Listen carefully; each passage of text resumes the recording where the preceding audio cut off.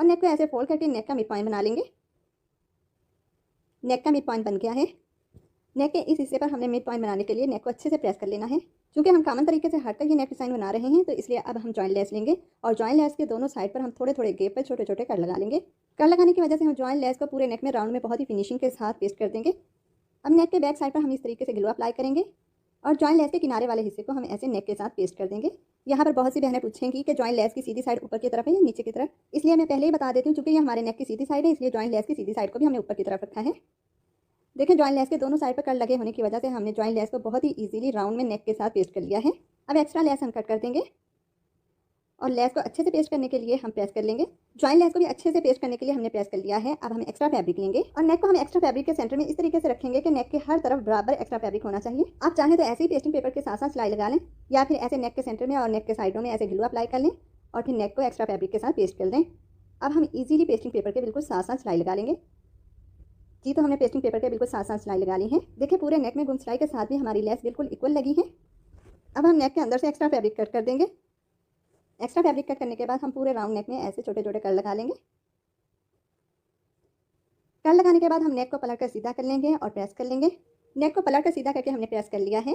क्योंकि हमने joint lace के नीचे कपड़ा लगाना है, इसलिए इस एक्स्ट्रा फैब्रिक को हम कट नहीं करेंगे। अभी ना नेक बनाने के लिए हम अपनी शर्ट लेंगे और शर्ट को ऐसे फैलाकर अच्छे से सेट कर लेंगे और इनर नेक शर्ट के बैक साइड पर ऐसे रखकर पेस्ट कर लेंगे। क्योंकि ये नेक का साइज़ ज़्यादा बड़ा है, इसलिए हमने इसे बहुत ही एहतियात से पेस्ट करना है। जी, तो नेक को हमने पेस्ट कर लिया है। अब हम पहले चेक कर लेंगे कि हमारा नेक बराबर पेस्ट हुआ है। ये देखें, इस तरीके से हमने नेक को मिला लेना है और नेक से बाहर वाले हिस्से को हमने चेक करना है बराबर है, कम या ज़्यादा तो नहीं। अब हम नेक के अंदर से सिलाई के मार्जिन से एक्स्ट्रा फैब्रिक कट कर देंगे।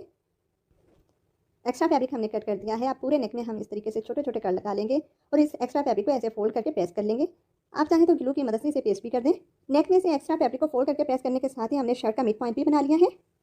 अब इस नेक के अंदर हम आउटर नेक को एडजस्ट कर देंगे, जिसके लिए हम आउटर नेक और इनर नेक के मिड पॉइंट को ऐसे मिला लेंगे और इनर नेक को आउटर नेक के साथ पेस्ट करने के लिए हम जॉइंट लेस के सिरे वाले हिस्से पर ऐसे ग्लू अप्लाई करेंगे और शर्ट के सेंटर और नेक के सेंटर को हम मिलाकर पेस्ट कर देंगे ऐसे।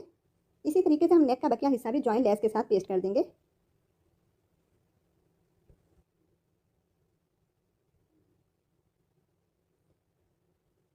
नेक को जॉइंट लेस के साथ अच्छे से पेस्ट करने के लिए हम प्रेस भी कर लेंगे।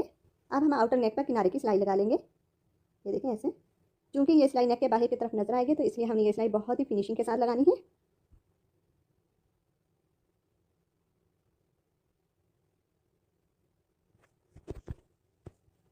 जी, तो हमने ये किनारे की सिलाई लगा ली है।